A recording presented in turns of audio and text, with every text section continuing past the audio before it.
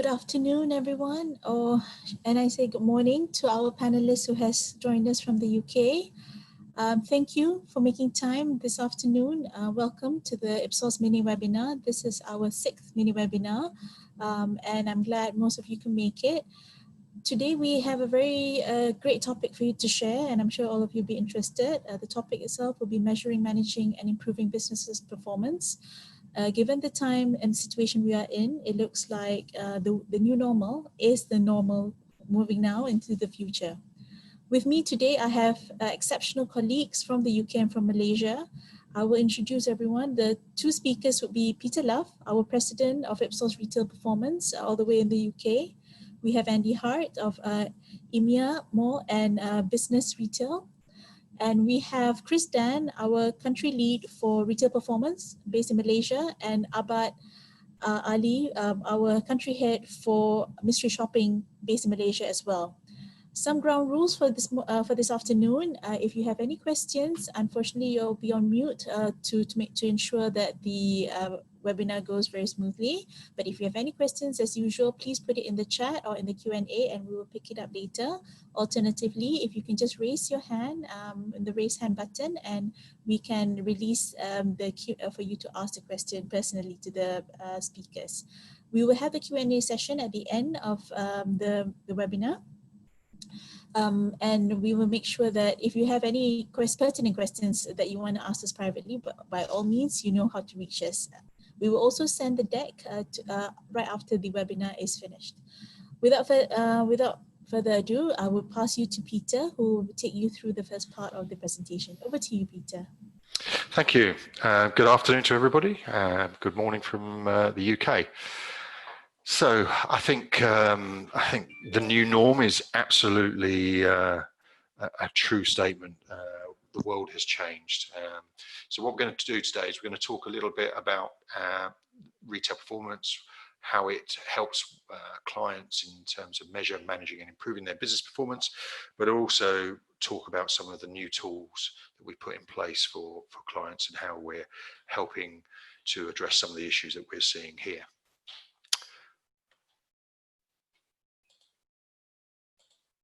Okay, so introductions. We're just going to quickly introduce you to retail performance within the Ipsos family. A little bit of background to us, so you understand we're not a new business. We've been around for a while, so we can talk about that.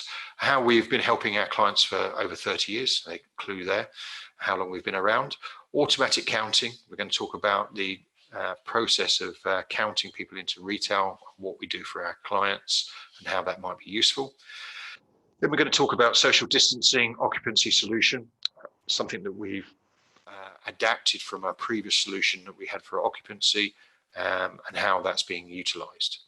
And then after that, we'll go into questions, Q&A session. Okay, without further ado. So retail performance. So we're part of the Ipsos family. Have been around for 30 years, as mentioned earlier. We were an independent company called SPSL, started in the UK. And the story of how we came to be was the founders of the company made a product, put it on a shelf, was selling well, and then they repackaged, rebranded the product, and they wanted to know, did that make a difference? Did people come and see their product and buy more of it as a result? Or test it as a result, pick it up, look at it, etc. And so they asked the DIY chain that they put the product in, had it made a difference?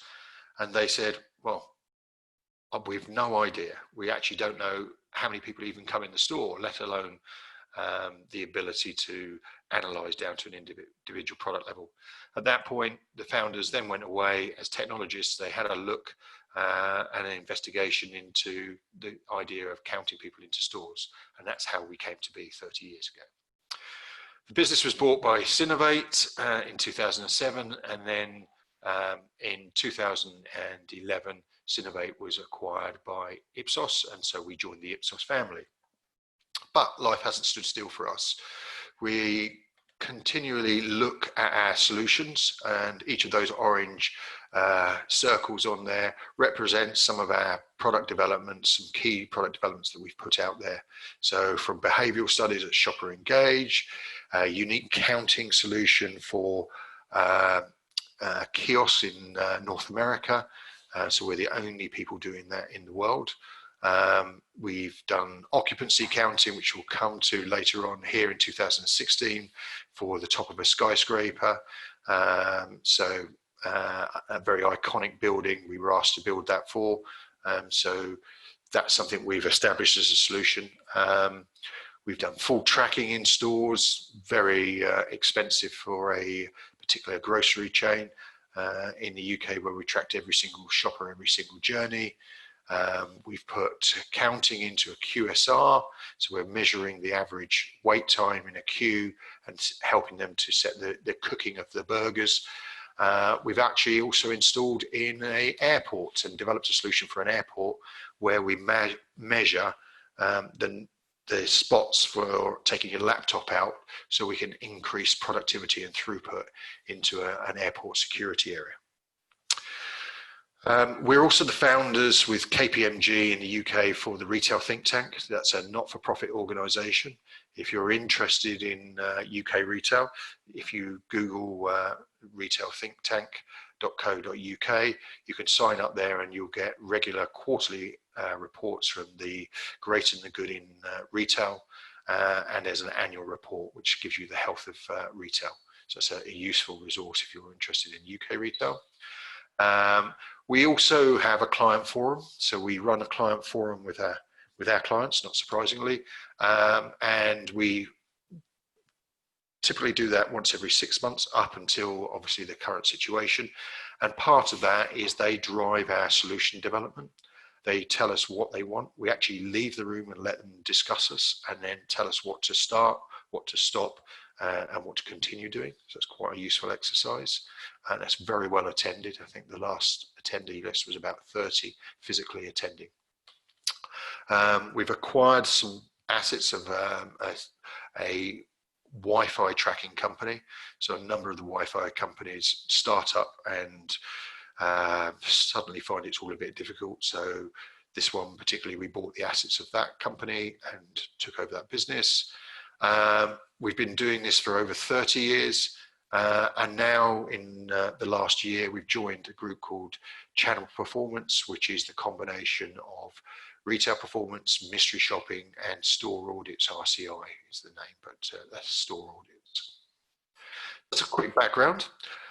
Typically, per year, we're tracking 3.1 billion visits to individual spaces. I won't say retail, but it is started from retail, but there's a number of other spaces, as you saw: airports, visitor attractions, museums, libraries, and even offices. So we're counting 3.1 billion visits to those locations, 8,000 plus locations. We've got about 20,000 sensors out there, which we implement. We're in over 50 countries, including Malaysia. 30 years plus experience in this business, and we'll talk about 95% footfall accuracy, and that's a number that's bandied around quite a bit, and hopefully we'll clarify a little bit about why that's important later on. So, as is somewhat usual with Ipsos, we're a little understated in the fact that we're in this business. We work with a number of clients. So here gives you a quick whistle-stop tour of some of our client base. So a lot of fashion chains, a lot of phone companies, leisure parks. So this company here is a holiday park. So we're measuring in there the what they call the show bar. So how many people are in the show bar at any one point. So when the show finishes, does the site manager keep them on site so that in the show bar, so they start buying drinks, for example, is their challenge. Arnott's there, we'll talk about that later in terms of they've just put in the occupancy counting on top of the footfall counting solution or traffic counting. Anybody who likes football, I don't know, Malaysia, you're quite into your football. We'll debate this between me and Andy, but I would say this is the greatest team in the world, and we do all their retail stores. Andy's got a little minnow of a team that he supports, and we disregard Manchester United, of course. So lots of good client names in there. If you have a Burberry store near you, if you walked into the Burberry store, you'll probably find our counters. Well, you will find our counters. We do all of their stores worldwide. So quite a range. We, being Ipsos, again, we have strong standards that we like to pursue for all of our business. So we obviously follow the 22252, the market research standard. We have the business process standard of 9001, and then we also have 27001. 27001, if you're not familiar with that, is the IT data security. And part of the reason for that is, as we implement these systems, increasingly we were involved with the IT functions who were coming up with all the security questions. And quite often those were quite long and they were difficult to answer. So what we've now done is we've gone and got ISO 27001 standard. And when we get that answer, we can present that back, and normally the IT folks are usually pretty happy with that. We're members of various industry bodies. So BRC is the British Retail Consortium. The National Retail Federation is the US version. Revo is a mall version in the UK, so shopping centres and malls. So high accreditation and standards. We believe for the ISOs, we're the only one in this sector who has all that accreditation worldwide. So how do we help our clients measure, manage and improve? So we've looked at many business challenges over the last 30 years, and here are some of the questions that we've been answering. So how many customers visit our stores? So that really comes back to the fundamentals, how many people come in and go out. And from that, we can derive things like, what are the busiest times for my stores? And if you know when are the busiest times for the stores, you can then plan for it. Who are my top and bottom performers in a retail estate of stores? So you can work out where you've got strong performers and ask the question why, and if you've got weak performers, you can similarly ask the question why. What are the demographics of our customers? We can look at some of those questions and work out profiling. So for example, as we come into this new world, has the profile of customers, shoppers coming into your locations changed? I'm pretty sure it has, and are you adapting to that? So that's a good measure to look at. What is my peel-off rate? Peel-off rate is how many people walking down the street actually come into my store. So 100 people walk down the street, 10 people come on, your peel-off rate is 10%.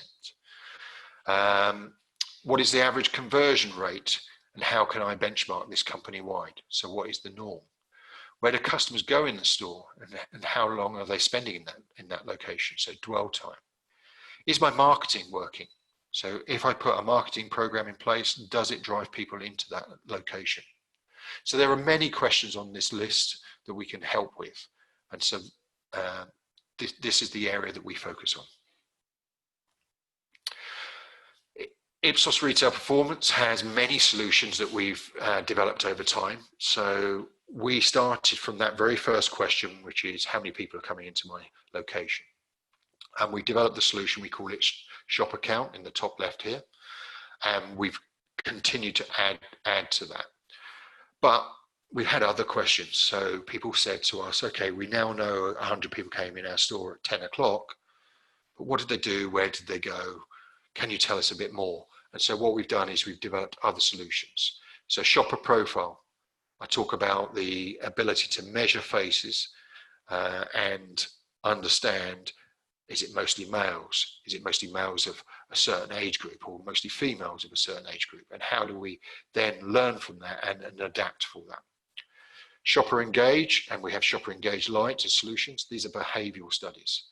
So this is the ability to video people around stores and understand their behaviors. All of these are compliant with our rules under ISO 22252, but also we're fully GDPR compliant. And whatever the standard of data privacy Ipsos works to, it's always been set at the highest watermark. So currently GDPR, the European standard, is that, and we apply that worldwide. Shopper Mobile is the ability to track Wi-Fi signals, so MAC addresses from mobile phones, and then use that as an augmentation. That's not really a replacement for counting, because not everybody has a mobile phone. Some people have 2, 3 on them, but it's provides interesting additional data such as dwell and frequency of visiting individual locations. And then social distancing occupancy live is an adaptation of a solution we built in 2016, occupancy, but this is the ability to give real-time feedback of how many people are in a particular space and communicate that back to shoppers, staff, etc. So you can take behaviour and manage that, and potentially take your own staff out of the front line in terms of managing occupancy. So, without further ado, I'm going to pass this on to Andy, and Andy, you're going to cover off shop account. Yeah, thank you. Good afternoon, everybody. So, as Peter has alluded to, we get asked a lot of questions with regards to who customers are, who visitors are, and they want to sort of understand further their journeys. And our main solution would be our shop account solution. There are lots of providers who are able to count customers or visitors into a location. So I'm going to give a quick sort of whistle-stop tour of how we do it differently, and why we think our offering is perhaps a much better solution for our customers. If you could just skip for me. So people counting, what can you do with this data? Obviously, we've seen a lot of questions that are asked by our clients. So we've just highlighted some main areas that it can help with. So you can monitor your brand strength, you can add valuable insights for your staff, you can optimize staff availability based on footfall, and therefore you can plan staff scheduling, and you can use the insights that we provide to redesign stores or space allocations within a store. If you skip for me. So, you know, there's no denying a huge number of our clients are retail clients, but we do cover footfall for leisure destinations, cinemas, banks, sporting events. But the main reason why we count footfall is a lot of our clients, before they come on board with us, they don't necessarily understand what is happening in store. So we use an example here where if you have no footfall counting and the only data you had is transactions, your average transaction value, that would give you your total sales for the day. So if we look at last week, we had 100 transactions at an ATV of £50, and therefore our sales was £5,000. Compare that to this week, we had 26 additional transactions at the same average transaction value, and therefore our sales was 6,300. So if we were to look at this without adding additional insights, we would say that this week as a business, we performed better than last week.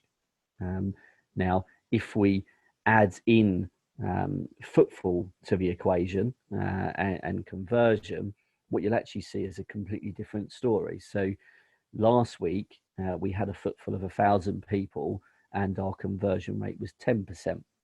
This week, with the additional 26 transactions, we also had an additional 500 visitors to our store. And that resulted in our conversion rate going down to 8.4%. So what we try to do with our clients is we take them on a journey. We give them the footfall data, and then we try to improve. So hence for measure, manage and improve business performance, we try to help individual locations improve on their conversion rate. So if we use this example, if this week the store has improved their conversion by 10% or to 10%, which was their average conversion for last week, they actually would have had sales of 7,500. So you can quickly see that without footfall data, in addition to all of the other areas that it can improve, straight away you can improve your business performance for sales.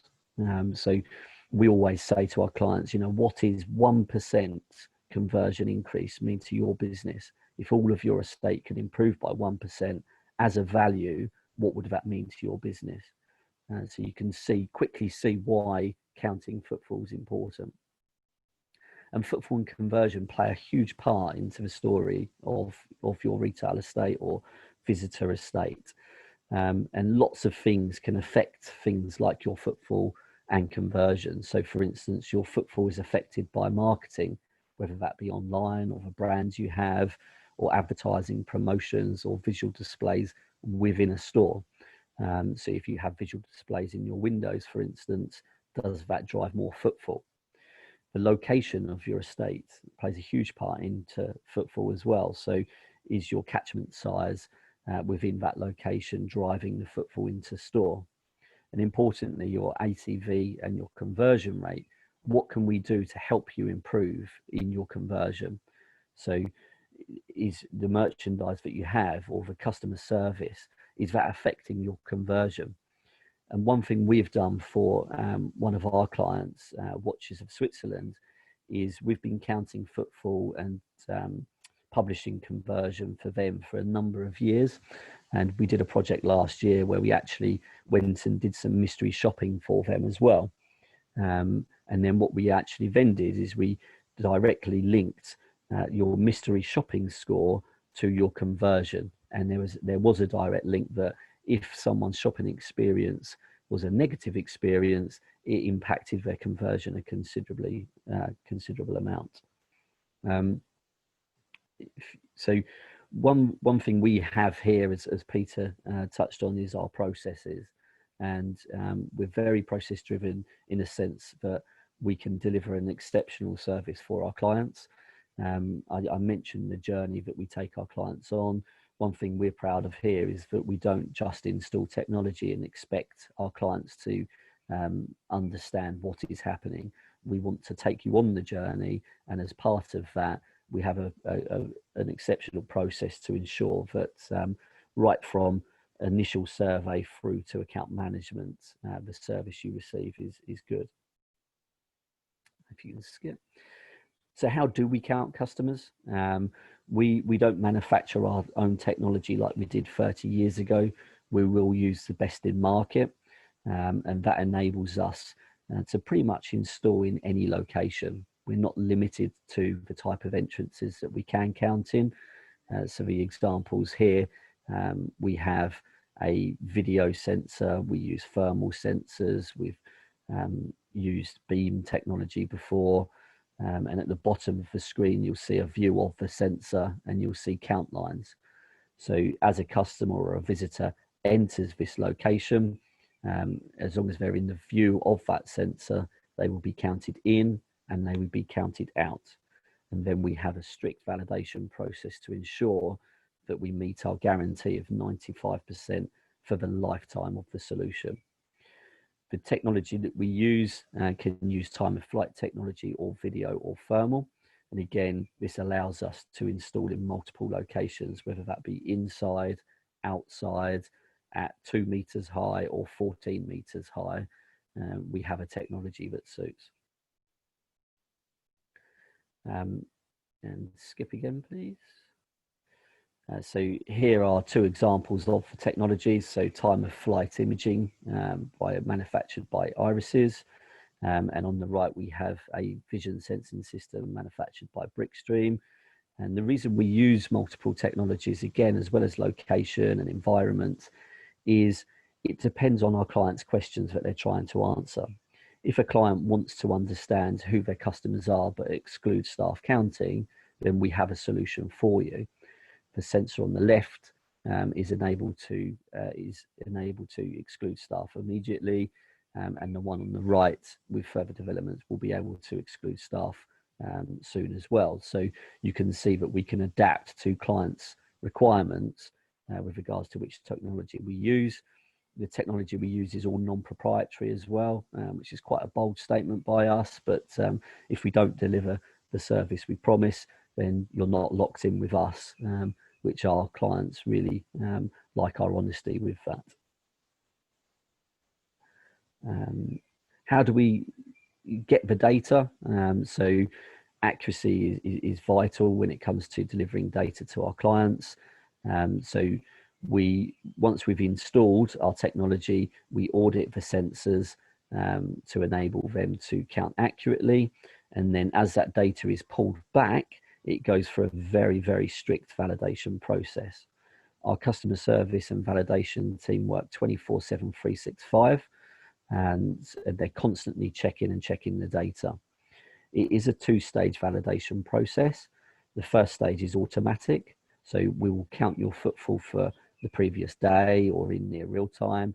And that is checking the profile of your footfall versus the historic data. If it falls out of process, then we will do a manual check. And it could be that we would look at the rest of your estate. We would look at local clients of ours to see if there is a pattern for an increase or decrease. And then once we've done all of those checks, if we still feel something's wrong, our validation team will phone the location and explain to them what we've seen, and that location will advise us if it was exceptionally busy or really quiet the previous day. And just to give you a number, so in the UK, we count every single mobile phone store in the UK. One of those clients being O2, I used to look after, and every 3 months we would report data back to them. And in a 3-month period, we never went below 60,000 manual checks on an estate size of 427 stores. So you can see why we take pride in our validation processes that we have to ensure that we deliver accurate data. If you probably skip this one as well, just conscious of time. How do we deliver the data back to you? So we have 3 methods of delivering data. We have a reporting platform, and we have an app as well. And the third method is we would deliver data in a raw CSV file, which you can put into your own CRM system. And as part of the journey that we take you on, we also get a lot of ad hoc requests. We have an analytics team. So it could be that you've got a specific requirement that you want us to analyze, and we'll go away and do that for you. So we'll do all the hard work for you to deliver a pack on the performance. If you skip, so here's an example of some of our reports. So the reporting platform enables us to show you your footfall, conversion, ATV, number of transactions, and importantly, we could also take additional feeds from you. So we could take mystery shop data, customer experience data, booking data, car park data, ticket sale data, and we can put it all into one place, and we're set up to do that for you.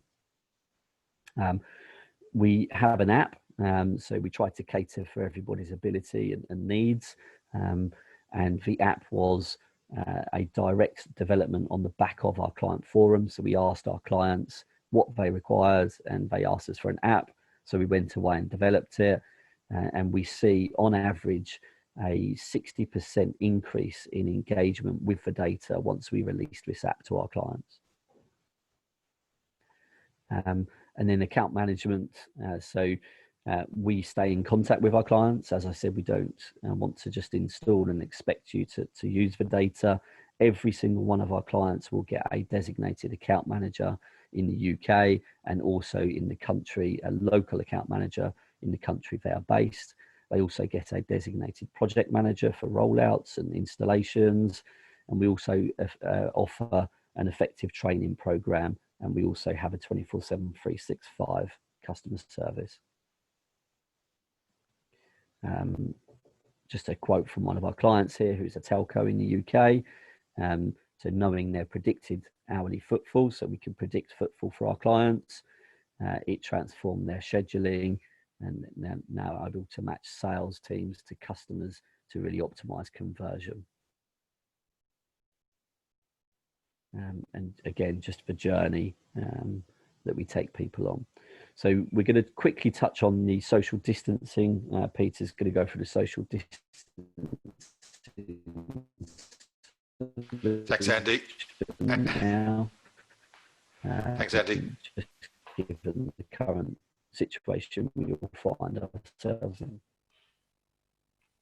Okay, thanks, Andy. So, sounds like I was stepping out at the right point as Andy faded there. So I'm going to cover off social distancing live occupancy. So this is a development that's come out of the latest situation. For us, this isn't really a new solution. What we've done is enhance our already developed occupancy solution, which we put in place in 2016. So we have good experience of that. Okay, so live occupancy counter has been developed, as we said, to measure everybody in and out. We typically aim to get 98 to 99% accuracy levels, so managing people in that space. And we set up this system, a lot of, sorry, just thrown off there. So we communicate in real time so that people can have confidence in how many people are in that space. So it eliminates the need to have manual counting, so having staff standing there counting, and staff manually counting will get distracted from time to time, and then the counts will go off. So this system runs regardless. You can set thresholds, you can tune it for individual locations, individual screens have different messaging on. We can do multiple doors, we can do network of stores. We've built this in a way that it can be self-installable, so it's quick and easy to implement.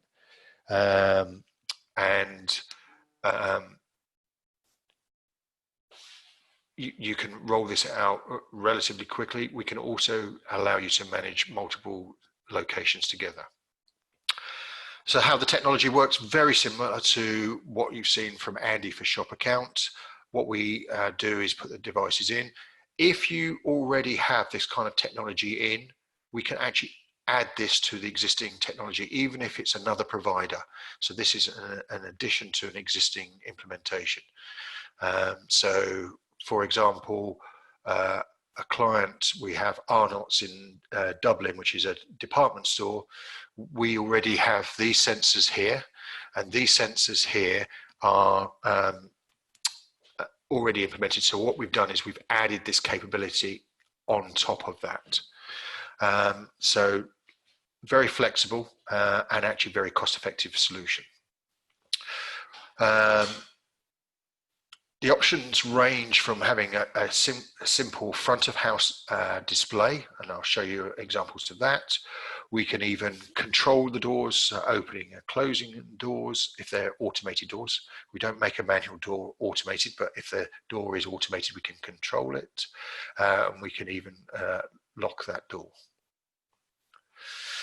So what we do is we put the sensors in or activate the existing sensors, set an occupancy level. It's a traffic light system of communication, and that can then send email alerts and present to a display screen. All these screens are customizable, so all the messaging on there can be changed. So the icons, the messaging here, the measure here, the message here can be changed. It's very simple, green, amber, red presentation. We can have multiple screens with or multiple instances of the measurement on a single screen, so you can see different activities. You can have three basic implementations. You can have a local instance running on a single PC with operating a single door. So it's just literally a small PC, a piece of software, and then you provide the PC and the screen, and then it will run that occupancy level at that stage. If you have multiple screens or multiple doors, you will need to link them via a network to the PC, or you can have it the Ipsos cloud hosted if you've got multiple locations or you want to manage it centrally. And for there, you get all of the benefits of a locally hosted version, plus you get reporting platform and the app.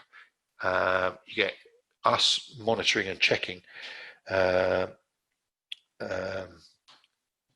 separate messaging, certified counting, Ipsos ongoing audited accuracy levels to maintain there, and you get the historic trail. So that's a quick whistle-stop tour of that. In terms of implementation for the occupancy, we're already seeing some unusual implementation. So I know we've got quite a mixed client base on the call. So we've first implementation for the occupancy in this new model has actually gone into a warehouse. We never thought this would be for warehouses, but the warehouse approached us and they said, we've got 80 staff because we're very busy doing online shopping. So we've got more staff than we ever used to. Those staff get changed into workwear, so overalls, etc., and they have a changing room.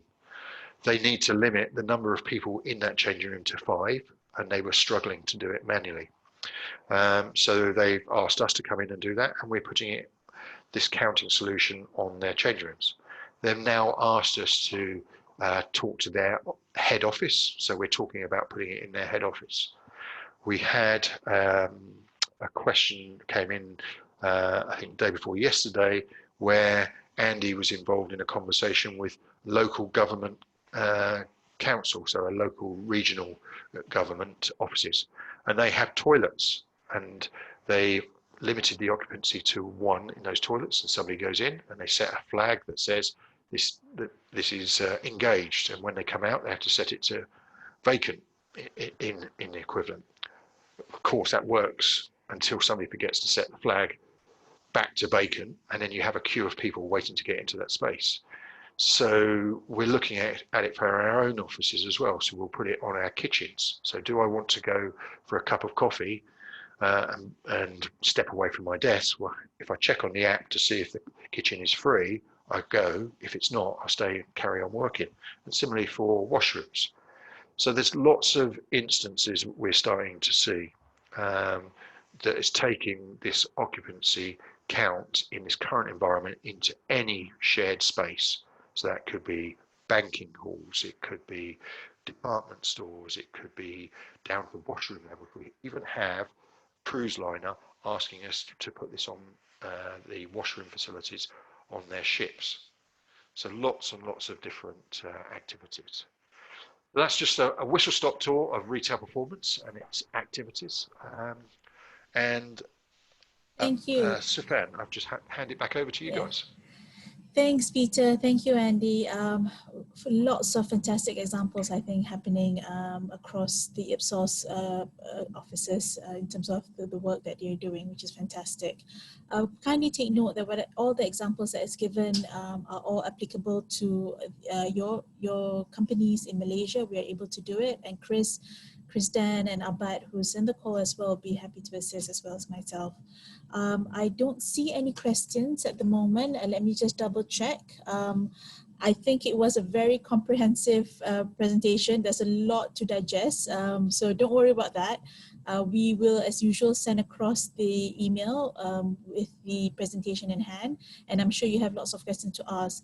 I think what the key message is that globally, whether you're in the UK or in Malaysia, everybody's going through the same issues that can possibly be either an opportunity or something that they need to look at in terms of the businesses, how to change. And this is a solution that will actually assist you to make that decision. I would like to thank our panelists again for joining us today all the way from the UK. I hope everybody is staying safe and well in the UK as well. Thank you to all our attendees. It's a pleasure hosting you this afternoon, and we'll be reaching out to you soon. And please join us for the next Ipsos webinar session. Thank you, everyone. Stay safe and have a good evening. Bye.